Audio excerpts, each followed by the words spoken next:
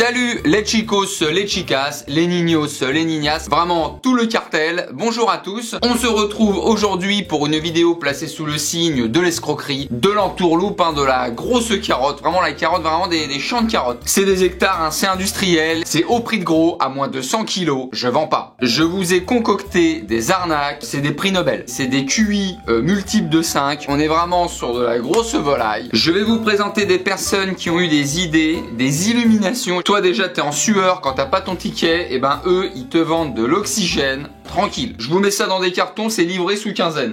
Ils vendraient des glaçons à un inuit. Non, à un moment donné, l'originalité excuse le vice. Entrons dans le vif du sujet tout de suite avec Arthur Ferguson. C'est un Écossais, il est né à Glasgow, alors ça... c'est pas le sujet, c'est pas de sa faute, c'est pas là-dessus qu'on va le juger. Et c'est lui qui a inspiré, je sais pas si vous vous souvenez, dans une de mes vidéos sur les arnaques, je vous ai parlé d'un type qui avait vendu la Tour Eiffel. Et bah le mastermind, c'est lui, c'est Arthur Ferguson. C'est lui le premier qui a vendu des monuments. Je vous explique, on est devant la statue de Nelson, on est à Trafalgar Square. Et Ferguson, il dit que lui, il a même pas prémédité ça. Et il voit un Américain qui se met à côté de lui et qui commence à contempler la statue. Et Ferguson, il démarre. Et donc il commence à lui dire à l'Américain que toutes les statues vont être vendues aux enchères. L'autre il part en impro, c'est ligue d'improvisation Pablo Picasso à la Courneuve. Donc l'américain il dit bah oui je suis intéressé, je veux dire moi j'organise des brocantes du côté de l'Ohio. Et Ferguson bah, il voit que la paille mort. Oh là on est sur une belle bête. Il lui sort un chiffre au hasard. Il lui dit bah c'est 6000 livres sterling. Effectivement voilà, c'est, excusez-moi j'ai eu du mal à le dire parce que j'ai un problème avec j'ai fait de la dyslexie. Et ça vous regarde pas par contre, ça c'est des jugements de valeur. Mais par contre voilà c'est 6000 livres sterling à prendre ou à laisser. Et en gros il lui dit que justement, bonne pioche pour l'américain, comme par hasard Ferguson il était lui, donc la personne qui avait chargé le gouvernement britannique de la vente des monuments qui devaient partir voilà en pièces, en import, en export. Et que tout ça devait se faire dans la plus stricte des confidentialités. Alors par contre, et là je vais être très strict, bon là je suis en train de vous escroquer, par contre c'est Motus, c'est Thierry Beccaro, c'est boule noire, ça reste entre nous. N'allez surtout pas vendre la mèche avant de l'avoir brûlée, d'accord? C'est bien gentil à vous. Et donc il aura également vendu Big Ben pour 1000 livres, moins cher du coup parce qu'en fait le cadran est un petit peu fissuré et donnait pas l'heure d'été. Donc forcément il a fait un rabat à la personne. En plus vous pourrez pas la mettre au poignet du coup. Donc forcément vous pourrez regarder que l'heure, mais en faisant 3 stations de métro. Il est quelle heure chérie? Bah tu permets, je mets le cache-nez, je vais aller regarder l'heure à Big Ben, je l'ai acheté. Donc tu vas pas me faire acheter une montre quand j'ai mis 1000 livres dans Big Ben quand même. Et bah tu vas t'acheter une montre à Monoprix que j'ai rien à foutre, moi j'ai Big Ben. Oh l'autre m'a pris pour un pigeon.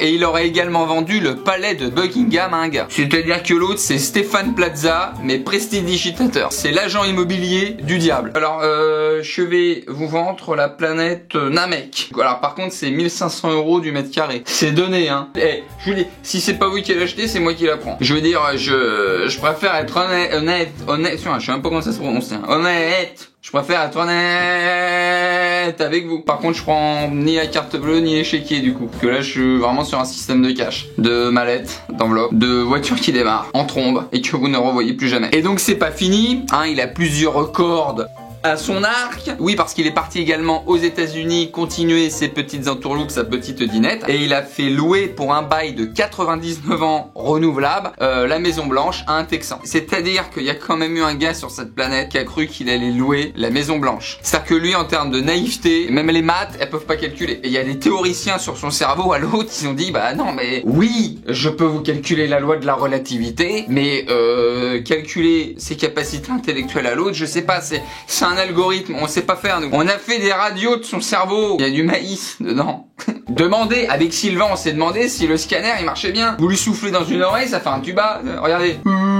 Y a rien. Regardez là par exemple, je vous vois à travers l'autre oreille là. Ouais. Coucou, oui. Et ça s'est terminé quand même parce que l'autre il s'est fait attraper à force de vendre tous les monuments de la terre entière lorsqu'il a voulu vendre la statue de la liberté à un Australien. Elle vous plaît la petite statuette là?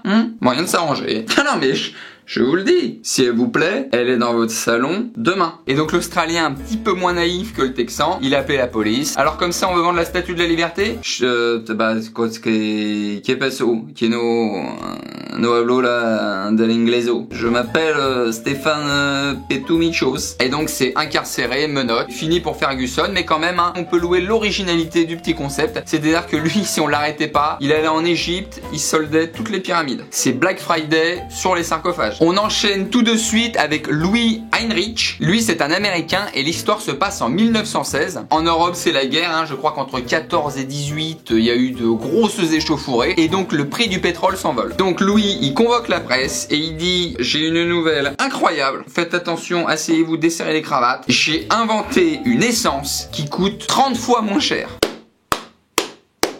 Belle promesse, hein, ramène ton jerrycan, y a du rab à la pompe. Et donc il dit c'est un mélange de son propre cru à base d'eau. L'autre il a fait ça à Poudlard, hein, avec une grenouille séchée et une noix de muscade. Et il teste son essence en faisant démarrer une voiture. Donc la nouvelle se répand vite, hein, les journalistes commencent à parler de cette essence 30 fois moins chère, donc tout le monde en veut. N'importe quelle chose, on te dit qu'elle est 30 fois moins chère. L'oreille gauche, elle, tu vois, t'as un mouvement de torticolis. Bref, l'histoire sort dans la presse et tout le monde commence à s'y intéresser, notamment les industriels. Et notamment Ford, qui propose à Louis une voiture neuve et 10 000 $, ce qui est quand même une grosse somme à l'époque. Sauf que Louis, il la joue filou, hein, lui la loyauté c'est un concept, ça lui donne de l'eczéma, et un autre industriel lui propose 1 million de $, pour acquérir son secret. Et son secret c'est que c'est un mélange d'eau, d'acétone et d'acétylène, et ça permettrait de faire démarrer un moteur de voiture. Donc 1 million le cocktail d'eau gazeuse, ça fait cher le suppositoire. Et en fait on se rend compte que cette solution elle est beaucoup plus chère que l'essence, et elle fait même rouiller le métal. C'est plus cher et ça te nique le moteur. Excusez-moi,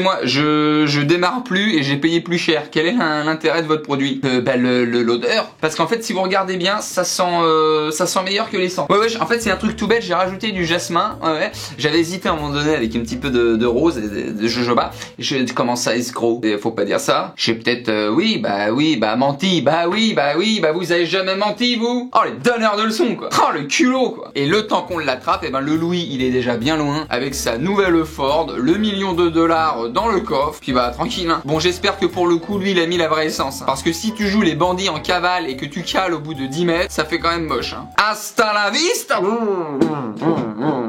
Non mais là j'allais partir en Californie, ouais. Excusez-moi la police, vous pouvez pousser derrière s'il vous plaît? Ouais, c'est gentil. Oh merde, je vais y aller à pied du coup, hein. Ouais, c'est par là la Californie. Non. Continuons dans la joie et la bonne humeur de la truanderie, de la malhonnêteté, de la spoliation totale de l'autre, avec Charles Redeffer. Pas de mauvais jeu de mots sur la Redeffer. Et alors lui, s'est auto-déclaré premier individu à avoir inventé la machine du mouvement perpétuel. L'autre, il joue à la dinette avec 2 ampoules, et là, il a une illumination. Je vais inventer la machine qui ne s'arrête jamais. Ouais, enfin, si on veut éteindre le chauffage en été, eh ben, tu ouvres un sonar. Mais ma machine ne s'arrête jamais. Mais bon, comme toutes les bonnes histoires, il y a toujours un rebelle. Un malin, il y a un ingénieur qui s'appelle Robert Fulton qui dit: attendez, là quand même, ça sent la carotte. Quelqu'un a fait de la soupe? Et donc après examen de la machine, il s'avère qu'effectivement la machine est toujours en mouvement perpétuel et qu'il existait une force qui mettait le mécanisme en marche. En fait, cette force, hein, et ben en fait c'était un vieil homme dans le grenier qui faisait tourner la machine avec sa main. Où ils vont les chercher? Non mais en fait l'autre il a mis papy à la manivelle. Déjà quand tu découvres le poteau rose, ça doit être bizarre, hein. J'ai créé la machine du mouvement perpétuel. Oui, vous pouvez me dire ce qu'il y a derrière le rideau? Excusez-moi. Non mais sérieux, à quel moment tu penses que ton subterfuge de cours de récré va fonctionner? Personne ne va s'apercevoir que mon grand-père de 77 ans fait du vélo dans le garage. Je suis un véritable génie du mal. Je suis Cortex. Mais on finit là avec du lourd, mais du must. Là je vous ai préparé, c'est gratiné, c'est aux oignons, c'est un petit confit, c'est sucré, c'est salé. Il y a vraiment un petit effet douceur, mais quand même une acidité. Avec Elizabeth Carmichael, qui a tout simplement, d'après elle, inventé la voiture du futur. Et elle a récolté en tout 3 millions de $. Alerte pigeon, je répète, alerte pigeon. Si vous êtes une personne naïve dans le secteur à 100 km, nous avons besoin de vous et de vos économies, s'il vous plaît. Donc elle invente la voiture qui s'appelle la Dale, c'est un bijou. C'est une voiture à 3 roues. 2 roues à l'avant et la troisième à la queue. Premier virage, t'es en tête à queue. Ça, cette voiture, t'es à 20 km/h. Si sur la route, il y a un gravier, c'est tonneau. Et donc elle explique que la Dale, elle a été fabriquée en Rigidex. C'est un matériau révolutionnaire que son ancien mari a créé pour la NASA. J'ai l'impression d'être dans un mauvais épisode de Star Trek et qui est inexpugnable. Elle le dit, c'est ces termes, c'est inexpugnable. Alors déjà, quand ça commence à employer des mots que tu n'entends que sur Arte après 23h20, c'est très mauvais signe. Et en fait, inexpugnable, ça veut dire que c'est résistant à l'impact des missiles. Ouais, enfin moi j'ai acheté une caisse, c'est pour aller en centre-ville à la base. Non, parce que moi je vais chez Auchan du coup. C'est pour les packs d'eau. Donc à la limite, moi les attaques de missiles, je me gare et je vais derrière un arbuste. Je me mets en PLS et j'attends que ça passe quoi. Et donc dans la voiture de Elisabeth, il n'y a aucun fil électrique. Tout étant constitué de circuits imprimés, du tableau de bord jusqu'au moteur. Vous fournissez les piles avec. Donc là c'est embouteillage de pigeons dans son bureau. Oui, il y a des gens qui ont gobé son histoire. Moi j'en voudrais 2. Elle va sur la lune. Il est où Capitaine Spock? Bref, des mecs qui ont redoublé la crèche. Et là ça commence à savoir que c'est une escroquerie parce qu'elle ne donne pas les voitures vendues. C'est qu'en gros, elle a jamais fabriqué de voiture. Tout ça en fait, ils en ont fabriqué 2 qui présentaient comme ça sur les plateaux télé ou sur les pubs. Mais clairement, cette voiture n'est jamais partie en fabrication. Et heureusement, parce que si les gens achètent cette voiture, le lendemain c'est Gotham City. Donc au final, pareil, la Elisabeth, parce que la police va lui tomber dessus, elle voit que ça commence à sentir le roussi, elle part en loose day par la porte de gauche et elle se fait rattraper un petit peu plus tard et partira en prison. Il y a quand même une belle justice dans ce monde. Voilà pour les arnaques les plus énormes. Celle-là m'a encore fait mourir de rire. J'espère qu'elles vous ont plu. On est encore sur des personnes qui n'ont pas froid aux yeux ni à n'importe quelle partie du corps humain. Des génies, il en faut partout, même en escroquerie. Merci à vous de vous abonner de plus en plus nombreux. On va former un gang, on va former une secte. Si moi je devais créer une secte, je pense que premier adage, mangeage de pizza sur le lit devant un bon film. Voilà, ça c'est la vie, c'est la base. Merci à vous tous et à vous toutes. Je vous embrasse très très fort. Ciao.